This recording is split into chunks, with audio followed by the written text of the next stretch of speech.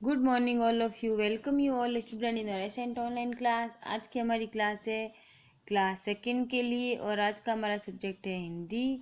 तो बच्चों, आप अपनी हिंदी की बुक निकालो, हिंदी व्याकरण की, क्योंकि हिंदी फर्स्ट में है जो कोर्स कंप्लीट हो चुका है। अब हिंदी सेकंड अपन पढ़ रहे हैं। तो हमने पिछली क्लास में चैप्टर पढ़ा था 10, आज पढ़ेंगे 11।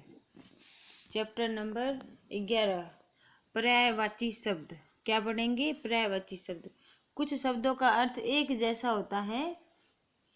जैसे देखो, बंदर, बंदर को वानर भी बोलते हैं, कपि भी बोलते हैं। पेड़, पेड़ को वृक्ष भी बोलते हैं, तरु भी बोलते हैं। ऊपर दिए गए पहले चित्र में बंदर, वानर, कपि का अर्थ एक ही होता है। अगर बंदर बोलेंगे तो भी बंदर होगा, वानर बोलेंगे तो भी वह बंदर ही होगा, और कपि बोलेंगे तो वो भी वह बंदर ही होगा। और इसी तरह पेड़, तो पेड़ भी पेड़ होता है, वृक्ष भी पेड़ होता है, तरु भी पेड़ ही होता है। तो ये तीनों के अलग अलग नाम हैं। जैसे हमको भी मम्मी बोलती है कुछ और नाम से, दादाजी कुछ और नाम से बोल देते हैं, स्कूल में कुछ और नाम होता है, नानी कुछ और नाम से ही बोलती है, लेकिन वो बोलती तो हमको है। इसका मतलब हमारे इतने नाम होते हैं, तो हर एक चीज़ के अलग अलग नाम होते हैं। परिभाषा: समान अर्थ बताने वाले शब्द समानार्थी शब्द या पर्यायवाची शब्द कहलाते हैं। तो पर्यायवाची शब्द उसे कहते हैं जिनका अर्थ है जो समान होता है। भले उसके शब्द अलग होते हैं, लेकिन उन शब्दों का अर्थ एक ही निकलता है, तो वो समानार्थी या पर्यायवाची शब्द कहलाते हैं। तो नीचे देखो, यहाँ पे एक सारणी दी, लिस्ट दी हुई है, कुछ पर्यायवाची शब्द दिए जा रहे हैं, इन्हें ध्यान से पढ़िए। देखो, मृत्यु, निधन, मौत, देहांत। आँख, नेत्र, नयन, चक्षु। बादल, मेघ, घन, जलधर। देवता, देव, सुर, अमर। पर्वत, पहाड़, गिरी, शैल। फूल, पुष्प, कुसुम, सुमन। माता, माँ, जननी, मैया। तो ये क्या है? यह पर्यायवाची शब्द हैं या समानार्थी शब्द हैं। जो देखिए, इसमें शब्द अलग अलग है, लेकिन उनका अर्थ वही है। जैसे आँख है, तो आँख को आँख भी बोलते हैं, नेत्र भी बोलते हैं, नयन भी बोलते हैं, चक्षु भी बोलते हैं। ये सारे पर्यायवाची शब्द आँख के हैं। उसी प्रकार देखो, राजा, राजा को और क्या बोलते हैं? राजा को नृप, भूपति, नरेश। कमल को पंकज, जलज, सरोज। आग को अनल, पावक, अग्नि।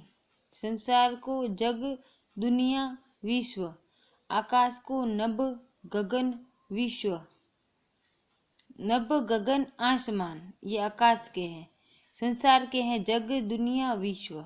जल के हैं नीर और पानी। तो ये शब्द क्या हैं? ये हैं पर्यायवाची शब्द। ठीक है, तो आज का आपका ये होमवर्क है। सही उत्तर पर सही का निशान लगाओ। जिन शब्दों के अर्थ में आपस में मिलते जुलते हो उन्हें क्या कहते हैं? उन्हें समानार्थी शब्द कहते हैं। तो तीसरा वाला ऑप्शन सही है। पेड़ का समानार्थी शब्द क्या होगा? पेड़ का जल, जल नहीं होगा, क्योंकि जल तो पानी का है। वायु, तो ये तो हवा का, ये भी नहीं होगा। वृक्ष, वृक्ष वाला ऑप्शन सही है। बादल का पर्याय शब्द क्या होगा? नेत्र, ये तो आंख का है। वृक्ष, ये तो पेड़ का है। तो मेघ, मेघ किसका है? बादल का है। तो मेघ वाला ऑप्शन सही है। सही पर्यायवाची शब्द पर गोला लगाइए।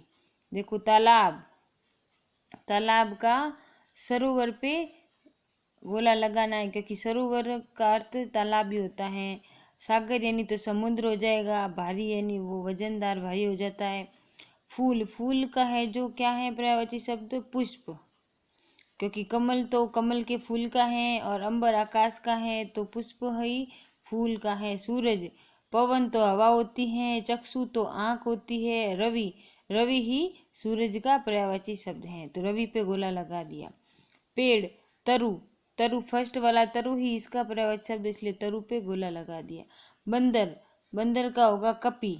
अभी हमने पढ़ा था पाठ के शुरुआत में ही इसका पर्यायवाची शब्द बंदर, वानर, कपि, 3 शब्द आए थे, उसमें ये कपि यहाँ पे लिखा हुआ है, तो कपि के ऊपर गोला बना दिया। फिर क्वेश्चन नंबर 3 आपको करना है, इन शब्दों के दो दो पर्यायवाची शब्द लिखिए। नेत्र, आँख, नयन, आग, अग्नि, अनल। मेघ, बादल, घन, गगन, आकाश, नभ, पानी, जल और नीर।